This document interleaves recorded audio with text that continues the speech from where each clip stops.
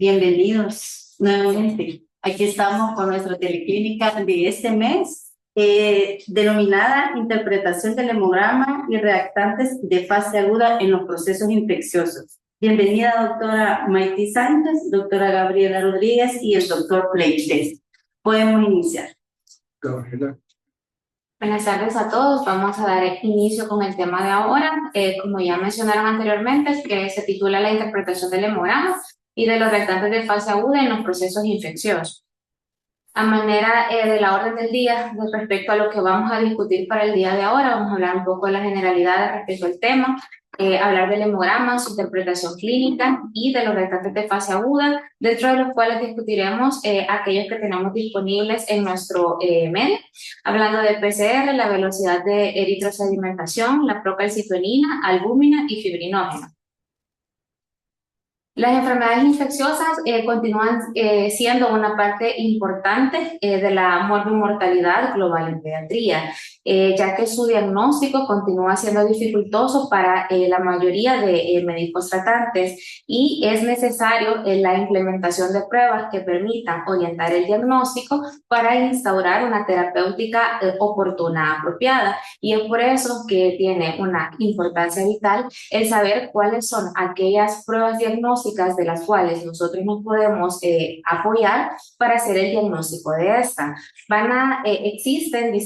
múltiples exámenes de laboratorio mediante el estudio de fluidos corporales que nos van a permitir orientar la terapéutica y acercarnos un poco más al diagnóstico que presenta nuestro paciente. No obstante, esas son herramientas de apoyo hacia una hipótesis o una sospecha clínica que se debe de establecer mediante una adecuada anamnesis y van a seguir constituyéndose pruebas que hasta el día de hoy son el estándar de oro o que nos constituyen un diagnóstico definitivo, las cuales pues no se van a abordar en esta plática, pero dentro de ellas se describen los cultivos y las pruebas de identificación molecular de distintos patógenos. Los reactantes de fase aguda son marcadores o son proteínas que van a presentar cambios significativos en cuanto a su concentración durante un proceso inflamatorio o infeccioso. Son marcadores inespecíficos, la mayoría de los cuales tienen una sensibilidad aumentada en cuanto a inflamación, pero al asociarse el incremento en su concentración en procesos infecciosos, constituyen una herramienta que se puede emplear para orientar y otros, pues, pruebas de imágenes que también nos pueden orientar al diagnóstico. Los niveles de estos reactantes, al elevarse en un proceso tanto inflamatorio como infeccioso, nos van a servir algunos para diagnóstico y otros para seguimiento de las mismas, que es lo que vamos a tratar de explicar con mayor detalle. Hablando un poco del hemograma, la interpretación del hemograma es dificultosa, ya que este se debe de interpretar de manera cualitativa y cuantitativa. Por sí misma, la prueba carece de valor o de significado si nosotros no tenemos una sospecha en cuanto a la etiología que nosotros pretendemos identificar mediante la toma de y podemos hacer uso de otros biomarcadores que aumenten la sensibilidad o la especificidad de para un proceso infeccioso. Esta prueba nos va a aportar información útil sobre el estado inmunológico del paciente. Por eso es de rutina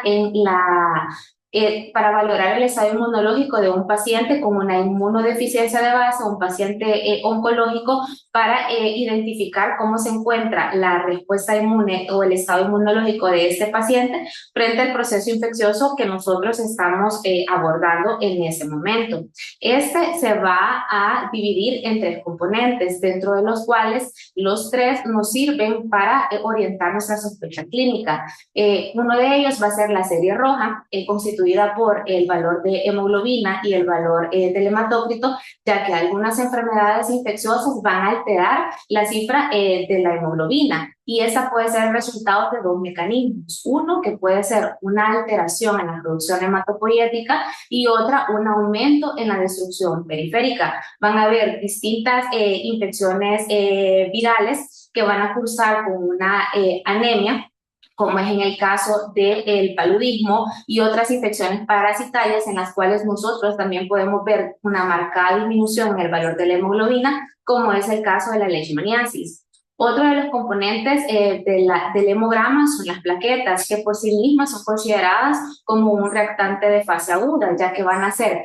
proteínas que se pueden utilizar como biomarcadores, que su concentración se va a ver alterada tanto en procesos inflamatorios como infecciosos, y de ellas pues vamos a hablar un poco más adelante. Y tenemos, por otro lado, la serie blanca, que sus distintos componentes nos sirven para identificar o la interpretación de estos de manera apropiada y oportuna, evaluándolos tanto cualitativamente como cuantitativamente, nos permiten identificar a qué infección nosotros nos estamos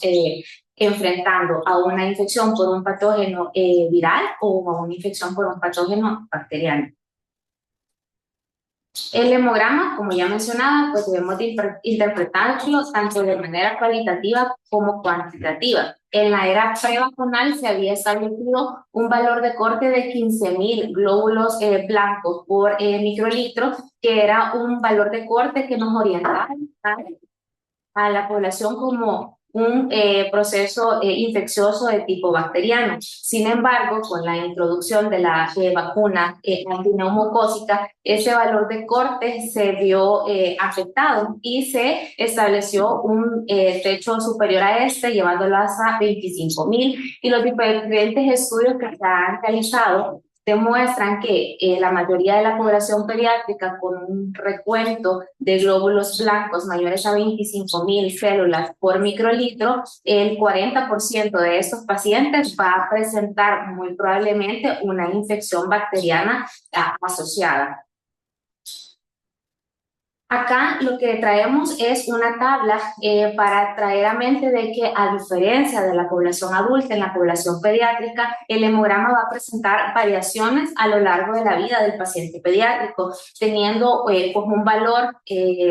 inicial en el recién nacido hasta alcanzar el valor que se habitúa a observar en el adulto, teniendo en cuenta la media y el rango de valores que nosotros vamos a observar para el paciente propio de estudio. Esto es importante traerlo en mente y a cuenta por los distintos términos o las distintas alteraciones de la serie blanca que nosotros como personal de salud nos vamos a enfrentar. Y una de estas pues es la neutrofilia. Y la neutrofilia, hay que recalcar que pues estas células de la serie blanca van a ser células encargadas de la defensa frente a agresiones externas mediante pues mecanismos de fagocitosis, los cuales van a ser mediados principalmente por neutrófilos y monocitos, o en la respuesta inmune de tipo celular o humoral, que está a cargo de linfocitos, de células plasmáticas, monocitos y eosinófilos. En cuanto a la neutrofilia, un valor reportado de neutrófilos en el hemograma solo nos refleja o nos reporta el 50% de los neutrófilos que corresponden a ese paciente, ya que el porcentaje restante está adherido al endotelio o a superficies celulares y no son liberados a la circulación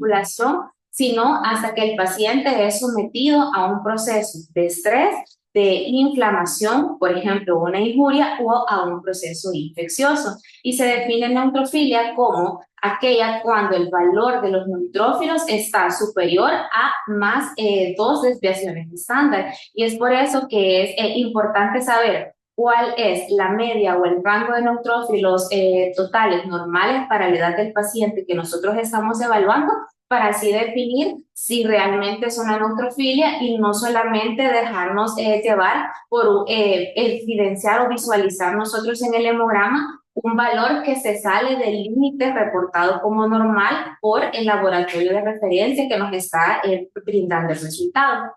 Y podemos también hablar de linfocitosis. En linfocitosis vamos a tener pues 2 términos que son importantes. Primero, una linfocitosis relativa, que es la más frecuente evidenciada en edad pediátrica, asociada en la mayoría de los casos a procesos infecciosos de tipo viral, y una linfocitosis absoluta. No obstante, van a haber algunos procesos de tipo bacteriano que se asocian a una reacción leucemoide en la que sí vemos una linfocitosis absoluta, como es en el caso de la zosterina. ¿Y cómo se puede establecer una diferencia o establecer el diagnóstico de una linfocitosis relativa versus una linfocitosis absoluta? Es cuando yo, al evaluar el valor o el recuento de ese hemogramas, los linfocitos en manera porcentual se salen del rango normal para el paciente, pero al establecer un análisis en la cuenta de linfocitos en cuanto a su valor absoluto aún se encuentra dentro del rango normal para la edad del paciente. Entonces eso se interpreta como una linfocitosis relativa, y una linfocitosis absoluta es aquella en la que el valor porcentual de los linfocitos está superior al rango normal para el paciente, y al hacer el análisis del conteo absoluto de células también están fuera del rango del paciente. Entonces es un valor absoluto de linfocitosis. Y vamos a tener la monocitosis, que es el recuento de monocitos mayores a 1000 células por microlitro hasta los 2 años de edad, y ya de los 2 años de edad hacia la edad adulta un valor de monocitos mayores a 800 células por microlitro. Sin embargo, pues este va a ser un hallazgo que por sí solo es inespecífico. Y hablando de la eosinofilia, que es otra de las alteraciones en cuanto a la serie blanca que nosotros podemos evidenciar en el hemograma, vamos a tener que esa se puede clasificar en 3 estadios: en leve, moderada o grave. La leve, con un rango que va a ir desde los 400 a los 1500 células por microlitro; la moderada de 1500 a 1000 células por microlitro; o grave, cuando el valor se encuentra superior a 5000 células por microlitro. Y la eosinofilia sí varía su interpretación en cuanto al medio en el cual está siendo reportada, ya que en países países desarrollados, la eosinofilia mayormente se evidencia en trastornos alérgicos, en pacientes asmáticos o a reacciones de hipersensibilidad, mientras que en países pobres o en vías de desarrollo podemos evidenciar una eosinofilia asociada a patología parasitaria. En cuanto a los basófilos, la basofilia, que se define como un aumento de estas células mayores a 500 células por microlitro, está ligada a muchas situaciones patológicas, pero la mayoría van a ser reacciones de hipersensibilidad o reacciones a fármacos, o en el caso de una urticaria. Y vamos a tener también no solo alteraciones por aumento en la cuenta de las células totales de la serie blanca, sino también alteraciones por disminución en el conteo de estas, teniendo pues a la cabeza las más representativas o asociadas a procesos infecciosos, la neutropenia, que se define como una disminución en el número de neutrófilos circulantes abajo de 2 desviaciones estándar para la edad del paciente. Y esta pues se clasifica en leve, moderada o extrema o profunda. La leve, con un recuento total de neutrófilos que va a ir de los 1000 a 1500, la moderada con un valor de neutrófilos de 500 a 1000 células por microlitro,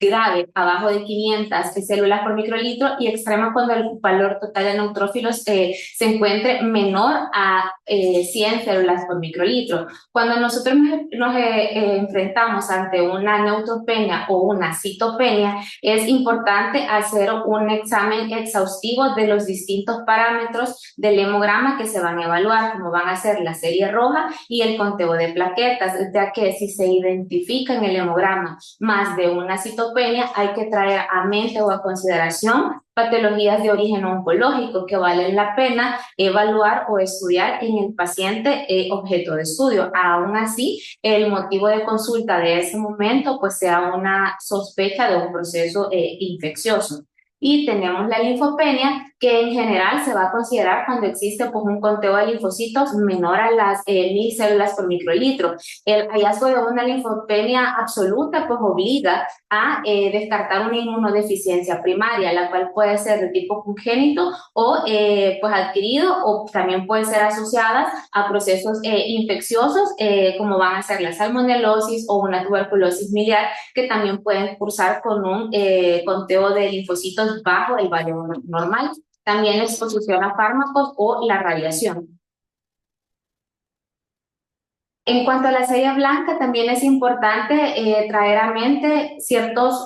conceptos que se manejan, los cuales van a ser una desviación hacia la izquierda y una desviación hacia la derecha. Podemos tener una neutrofilia como una desviación a la izquierda, una neutropenia como una desviación a la izquierda también. Entonces, ¿qué significa? Que nosotros observemos o evidenciemos una desviación hacia la izquierda en el conteo de estas células totales. Lo que significa es que hay un aumento en las formas inmaduras de neutrófilos en la circulación, y esto puede obedecer a tres mecanismos, los cuales van a ser un mayor consumo de neutrófilos porque hay un proceso infeccioso asociado, a infecciones graves que nos pueden indicar un medidor de infección, asimismo asociadas a un proceso inflamatorio o a la necesidad de maduración por una médula que aún no es capaz de suplir las necesidades de consumo que está conllevando ya sea el proceso inflamatorio o infeccioso que nuestro paciente está enfrentando. ¿Y qué significa? Es la otra parte, que sería la desviación a la derecha en cuanto a la serie blanca. Significa que va a haber un aumento en el porcentaje de las mononucleares, linfocitos y monocitos, con respecto a la relación que existe entre polimorfonucleares y mononucleares. Entonces vamos a ver una aumento en el conteo de linfocitos, de monocitos, y una disminución en el conteo de los polimorfonucleares. Las infecciones virales van a ser la patología que encabeza o la entidad en la que nosotros vamos a evidenciar con mayor frecuencia que haya una desviación hacia la derecha en cuanto al conteo celular, ya que estimulan la liberación de mononucleares y por ende pues una disminución en cuanto al conteo de los polimorfonucleares. Hablando de las plaquetas que por sí mismas constituyen un reactante de fase aguda, vamos a tener dos escenarios clínicos. Primero, la trombocitopenia y segundo, la trombocitosis. La trombocitopenia definida como una disminución en el conteo de plaquetas, para la cual se han establecido pues dos valores de corte. Hay literatura en la cual nosotros evidenciamos que se define trombocitopenia como un recuento de plaquetas menor a 150,000 células por microlitro, y va a haber otra bibliografía en la que parten de un valor menor a 1000 células por microlitro para definir la trombocitopenia. Hay que diferenciar entre una pseudotrombocitopenia y una trombocitopenia verdadera. Y esto, ¿cómo se traduce? Para la mayoría de los resultados de laboratorio que nosotros recibimos van a ser técnicas de medición automatizadas, en la cual solamente nos van a reflejar el conteo de plaquetas que tengan forma y tamaño normal. Sin embargo, aquellas que aún se encuentran en forma de macroplaquetas o de microplaquetas no son cuantificadas. Entonces, cuando se nos reporte un valor de plaquetas bajo el límite inferior, podemos hacer uso de un conteo manual de las células para identificar así si es una trombocitopenia verdadera o una pseudotrombocitopenia, resultado de que el número total de células no ha sido medido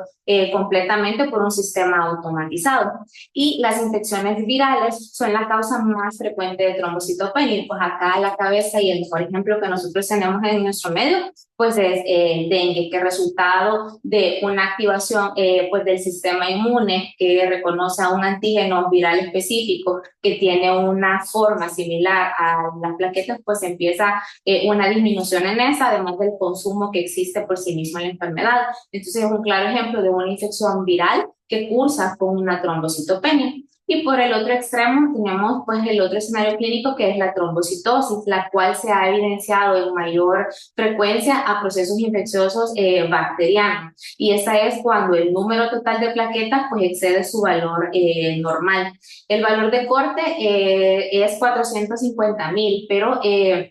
no hay como una cifra exacta en la literatura. Hay una que dice 450.000, otra 500.000 células, plaquetas por microlitro para definir una trombocitosis. Y pues lo que le mencionaba, que la mayoría de esas puede ser secundarias a procesos de tipo bacteriano por la liberación de citocinas proinflamatorias, como vamos a ver que ocurre más adelante con los otros reactantes de fase aguda. Y hablando ya de los reactantes de fase aguda, pues estas se van a denominar así a todas aquellas proteínas de un proceso agudo que van a aumentar en un 25% su concentración durante un proceso de infección o un proceso inflamatorio como resultado a una respuesta de las citocinas sobre los hepatocitos. Y traemos tres de los reactantes de fase aguda que están disponibles en nuestro medio. Primero, pues la proteína C reactiva. Esa, de manera general, vamos a hablar más a detalle de cada uno de ellos. Se trata de una proteína que es sintetizada en el hígado en respuesta a citocinas inflamatorias liberadas, especialmente interleucina 6 y la 1B. La procalcitonina, que es una prohormona que es precursora de la calcitonina, que es sintetizada por las células C de la glándula tiroides, que en situaciones de sepsis o de estrés graves se sintetiza por otros tejidos que también tienen la capacidad pues de sintetizar esta prohormona. Y la velocidad de eritrosedimentación, que fue uno de los primeros reactantes de fase aguda que se estuvo disponible en el medio, que es una prueba que mide la velocidad con la cual los glóbulos rojos son precipitados en un tubo de ensayo de Westergren. Tradicionalmente, la velocidad de sedimentación globular y la presencia de leucocitosis con desviación a la izquierda, en conjunto, la sensibilidad y la especificidad de esto pues aumenta y van a ser característicos de procesos inflamatorios e infecciosos. Además de pues la medición de los niveles de proteína C que se pueden utilizar tanto en presencia de inflamación como para evaluar la respuesta a un tratamiento que ya se ha instaurado en un proceso infeccioso. Si ven, hasta el momento, pues no hemos mencionado ninguna prueba que por sí misma sea específica de un proceso de tipo infeccioso. La mayoría, pues, o todos ellos están asociados tanto a procesos de tipo inflamatorio e infeccioso, que por sí misma ninguna tiene 100% de valor diagnóstico si no son apoyadas por una orientación clínica o una sospecha diagnóstica ya instaurada por el médico tratante. Y dentro de los reactantes de fase aguda, estos pues son el reflejo de una inflamación y podemos tener otras circunstancias en las cuales puede estar alterada, como es el caso de traumas, cirugías, quemaduras, infartos tisulares, la presencia de neoplasias, trastornos traumáticos inflamatorios y ciertas reacciones inmunes a drogas. Entonces podemos tener escenarios clínicos dentro de los cuales pues son pacientes traumatizados que en su evaluación inicial se vea un incremento en el valor de una proteína C reactiva, pero esto no significa que el paciente esté sobreinfectado o que tenga un proceso infeccioso asociado. Significa que secundario al trauma podemos nosotros ver un incremento en el valor de esos reactantes de fase aguda. Dentro de estos reactantes, pues, nosotros traemos a bien pues esta tabla para que ustedes conozcan que van a ver otras sustancias u otras proteínas que se pueden emplear como reactantes de fase aguda, aunque no estén disponibles en nuestro medio, como van a ser el amiloide sérico P, la amiloide sérico A, factores de complemento, factores de la población, la ferritina, la aptoglobulina y la alfa-1 antitripsina, las cuales todas son proteínas que tienen una función fisiológica en el cuerpo y que secundario a un estrés, a una injuria o a un proceso infeccioso van a incrementar su concentración. Además de ello, los reactantes de fase aguda se pueden clasificar en reactantes de fase aguda positivos y reactantes de fase aguda negativos. Los reactantes de fase aguda positivos son todas aquellas proteínas que su concentración se va a ver aumentada durante un proceso inflamatorio o infeccioso. Y los reactantes de fase aguda negativos son aquellos en los cuales su concentración sérica va a verse disminuida secundaria a un proceso igualmente inflamatorio e infeccioso.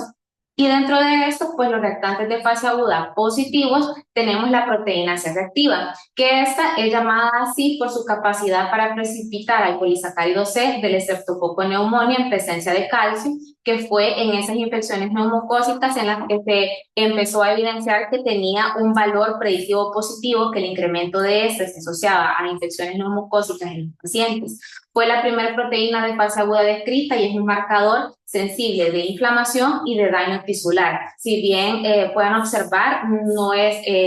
muy sensible ni específica de un proceso infeccioso como tal. Esta se encuentra en pequeñas cantidades en el plasma sanguíneo y se han establecido puntos de corte que van a ir de 1 miligramo por litro o 0.1 miligramos por decilitro. Aquí es importante visualizar bien las unidades en las cuales el laboratorio pues, nos está reportando el valor de la proteína C reactiva. Y se puede utilizar en 3 escenarios clínicos. Primero, en un proceso infeccioso, en una inflamación aguda, crónica, y en un escenario pues, metabólico también tiene valor clínico. Dentro de los reactantes de fase aguda positivos, aparte de la proteína C, aparte de eso, la proteína C reactiva, procalcitonina, ferritina, fibrinógeno, la epsidina y el amiloide A sérico. La proteína C reactiva pues, fue descrita por primera vez en 1930 por Tillett y Francis en el suero de pacientes con neumonía causada por Streptococcus pneumoniae. Esta es sintetizada por el hígado por un subgrupo de linfocitos que también tienen la capacidad de producir pequeñas cantidades de proteína C reactiva y su elevación se produce a las 2 horas de que se produjo una injuria o una lesión y alcanza su máximo a las 48 horas. El rango normal, pues como ya lo mencionábamos, va de 1 a 10 miligramos por litro. La sensibilidad y la especificidad que va a variar en base al escenario clínico al cual yo la estoy adaptando y es un marcador de inflamación por excelencia, ya que va a dar comienzo a la opsonización, a la fagocitosis y a la activación del complemento, que es lo que podemos evidenciar en este flujograma, en la que vamos a ver que van a haber distintas estímulos que van a desencadenar un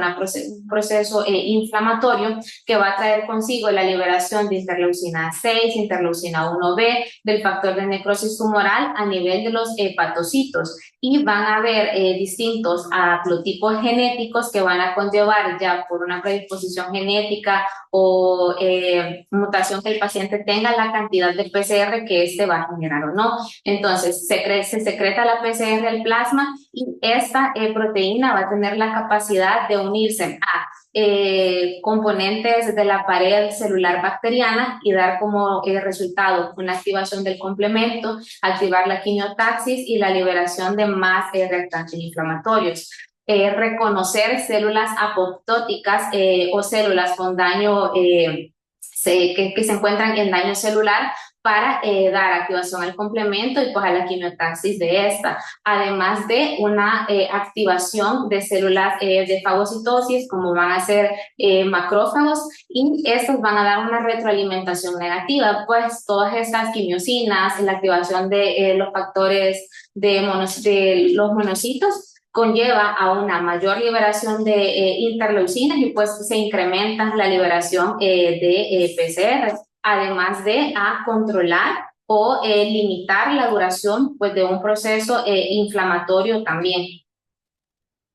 Van a haber factores que influyen o que interfieren con el valor de proteína C reactiva que se puede estar reportando, como van a ser agentes farmacológicos, el uso de inflamatorios no antiinflamatorios no esteroideos, estatinas, el ejercicio intenso, el embarazo, neoplasias, la presencia de un trauma, obesidad, politraumatismo,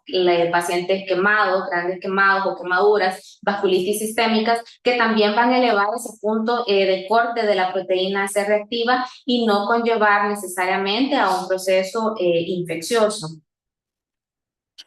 Van a haber entidades asociadas al valor que se está reportando. Van a haber aquellas en las cuales puede estar normal o ligeramente elevada, que podemos tener una elevación que no excede el 1 miligramo por decilitro, como van a ser pues ejercicio intenso, embarazo, gingivitis, resfriados comunes, convulsiones, depresión, resistencia a la insulina, obesidad, polimorfismos genéticos, y aquellos que conllevan a una elevación moderada, identificándose valores que van a ir desde los 1 a 10 miligramos por decilitro, dentro de los cuales pues podemos tener el infarto de miocardio, neoplasias, pancreatitis, ya infecciones de mucosas y las enfermedades del tejido conectivo, la artritis reumatoide también, y aquellas que ya conllevan a una elevación marcada, un valor de corte mayor a 10 miligramos por decilitro, como van a ser infecciones bacterianas agudas, en el 80-85%, un traumatismo mayor o una vasculitis sistémica. Entonces, si vemos el valor de corte que esta literatura establece para considerar un proceso infeccioso bacteriano, es de 10 miligramos por decilitro.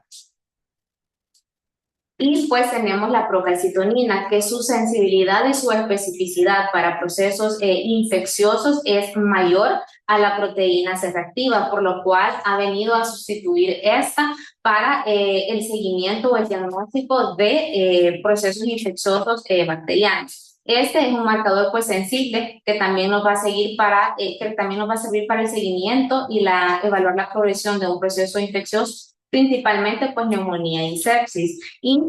los niveles de la procalcitonina también se han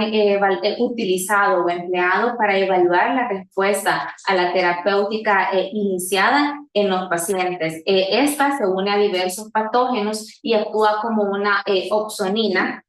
controlando pues el proceso de infección, y vamos a hablar un poco más de ella.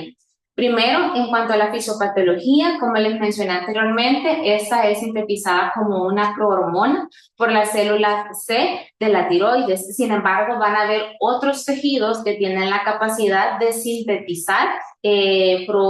calcitonina, como van a ser pues, el hígado, riñones, glándulas adrenales, el corazón, músculo, piel y demás. Y vamos a tener dos escenarios clínicos para la procalcitonina. Primero, aquel que corresponde a una secreción regulada y a una secreción pues no regulada. Entonces, en cuanto a la secreción regulada de forma endógena, el ARN de la citosina es convertido a procalcitonina. Esta se va al aparato de Golgi y se liberan concentraciones de procalcitonina que realmente son indetectadas en la concentración sérica. Sin embargo, cuando se produce un proceso infeccioso de tipo bacteriano, los lipopolisacáridos que constituyen o que conforman la pared bacteriana actúan como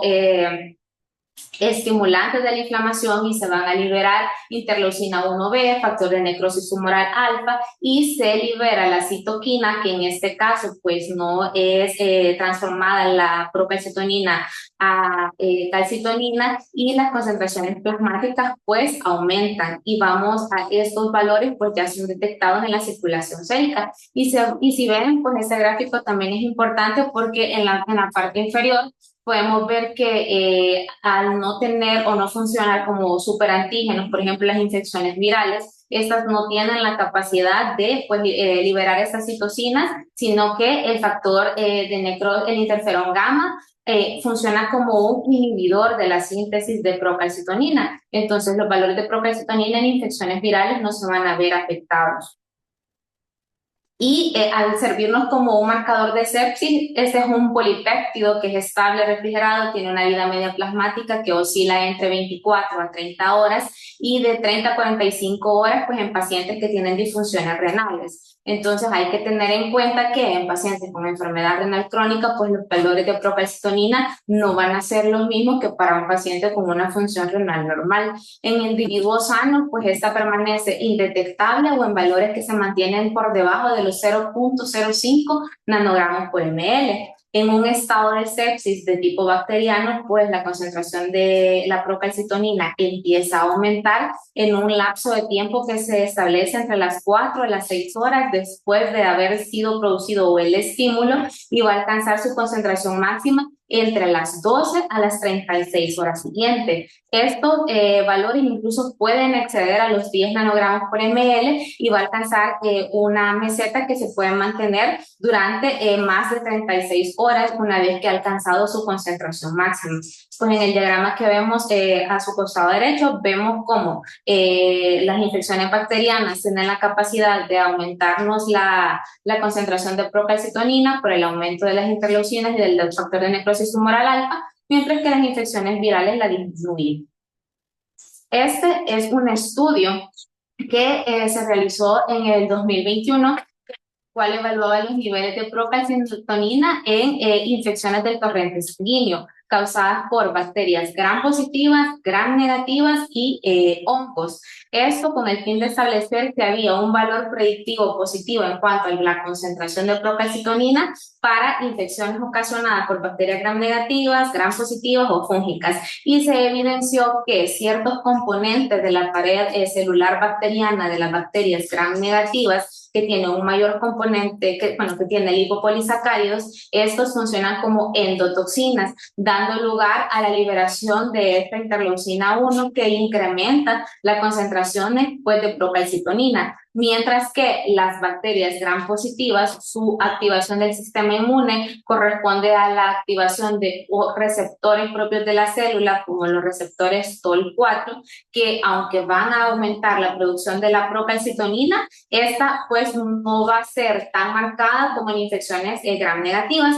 Y en cuanto a infecciones fúngicas, la procalcitonina lo que se evidenció fue que podía aumentarse como no incrementarse porque no había un componente propio de estos patógenos que se hubiese relacionado con un incremento en su producción, que es lo que podemos ver en los gráficos que tenemos del costado inferior, en la cual se establecieron puntos de corte de comparación entre los valores de procalcitonina y valores de PCR, evidenciando que las concentraciones plasmáticas de infecciones producidas por bacterias gram negativas y enterobacterias eran más altas que la concentración de procalcitonina que se evidenció en pacientes con infecciones por microorganismos gram positivos, y en hongos podían estar o no relacionadas, y se vio incluso que la PCR pues incrementaba en mayor concentraciones que la procalcitonina cuando se notaba una infección fúngica. Y a raíz de este estudio, pues se establecieron puntos de corte dentro de los cuales se vio que había realmente un riesgo que era clínicamente relevante el inicio de antibióticos, dando como resultado que valores de procalcitonina menores a 0.1 nanogramos por ml, la etiología bacteriana era muy improbable, por lo cual la recomendación establecida por este consenso era no iniciar antibióticos, y ellos daban consideraciones a seguir en base al estado clínico del paciente. Y hay que pues traer nuevamente a cuenta que el estado clínico del paciente pues el que manda en base a al seguimiento que yo le voy a dar. Entonces ellos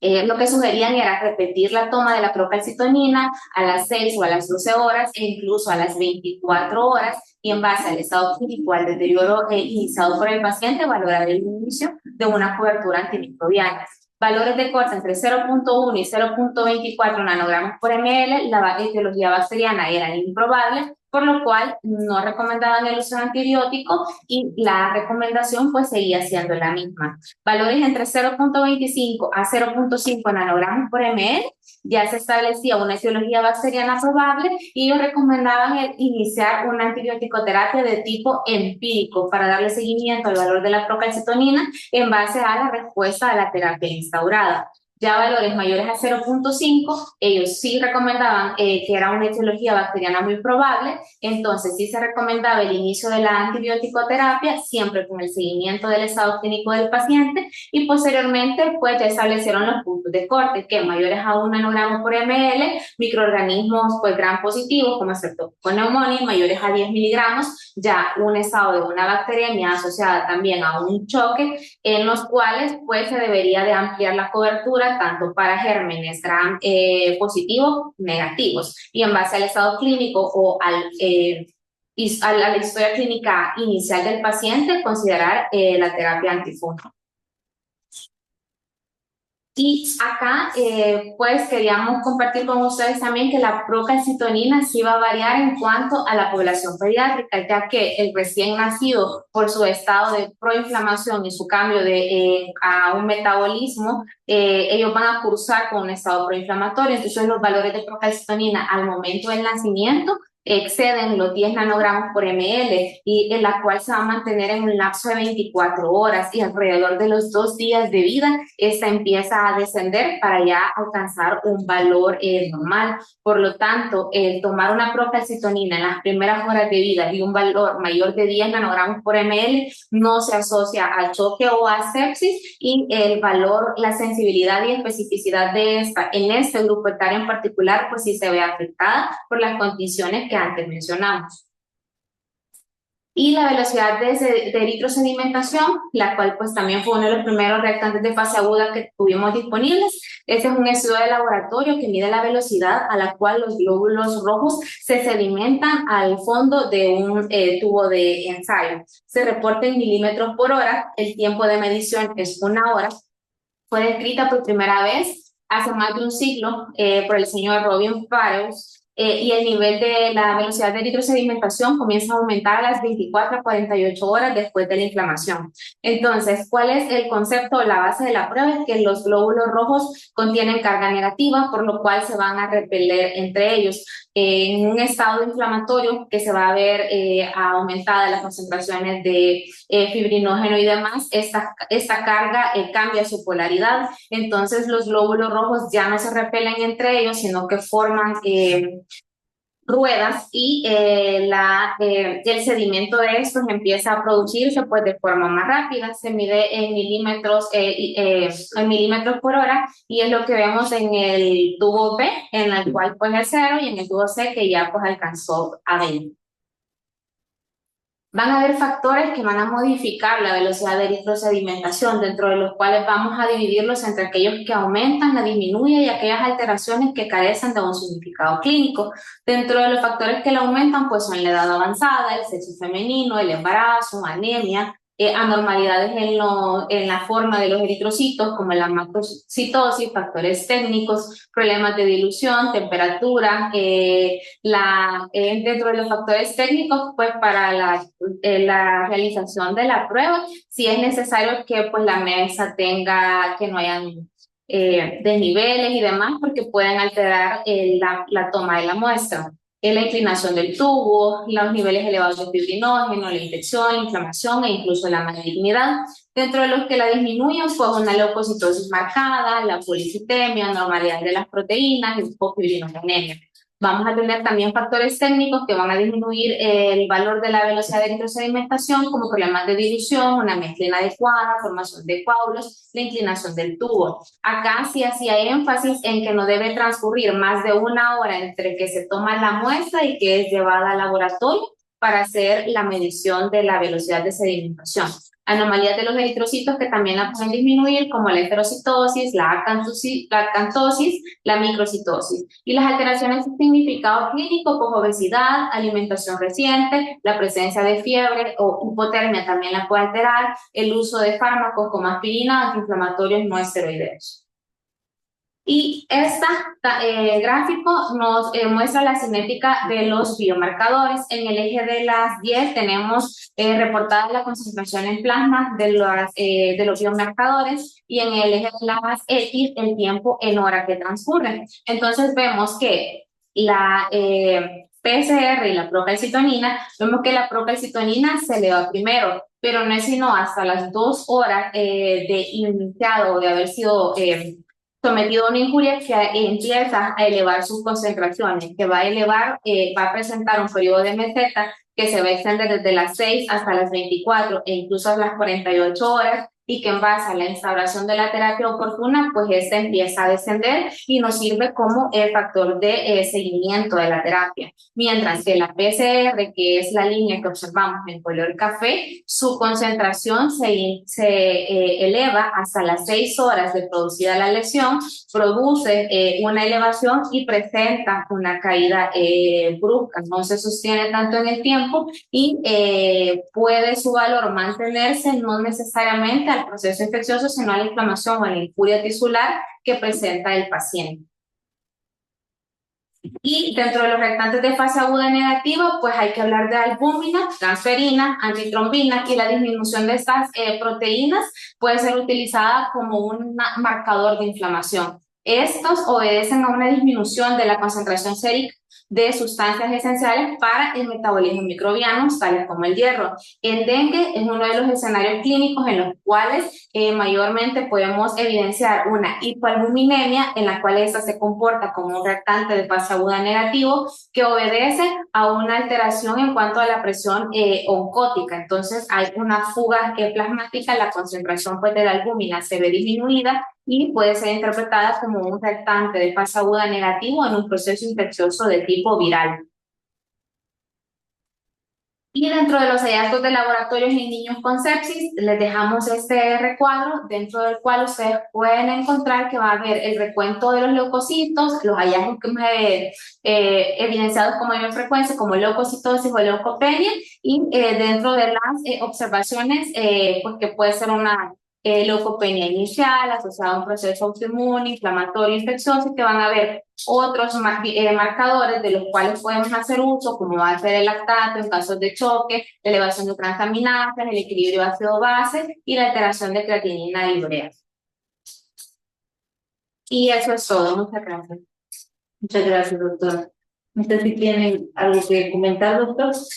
Bueno, la plática está orientada para todos nuestros amigos del primer nivel de atención.